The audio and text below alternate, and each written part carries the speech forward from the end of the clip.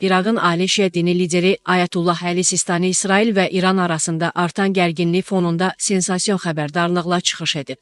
Turkistan az məlumat verir ki, o qeyd edib ki, İranın ali rəhbəri Ayətullah Əli Xameneyinin fiziki hədəf seçilməsi yaxın şərqdə nəinki münaqişəni alovlandırar, həm də bölgəni ağlasımaz nəticələrə sürükləyə bilər. Ayətullah Sistani əlavə edib ki, belə bir təxribat minlərlə insanın həyatına son qoyacaq, regional sabitliyi məhv edəcək və yeni, daha təhlükəli müharibə mərhələsinə yol aça bilər. Onun sözlərinə görə ali rəhbərə qarşı atılacaq bu cür addımlar təkcə İranı deyil, bütün İslam dünyasını sarsıdacaq və nəticədə yaxın şərqdə daha öncə görülməmiş miqyasda siyasi və hərbi xaos yarana bilər. Bu açıqlama İsrailin Müdafiə naziri İsrail Kacın bu günlərdə verdiyi bəyanatdan sonra gəlib. Həmin bəyanatda o Ayətullah Xameneyni artıq mövcudluğu davam etməməli olan fiqur kimi xarakterizə etmişdi. Bu isə İran tərəfindən kəskin reaksiya ilə qarşılanmışdı.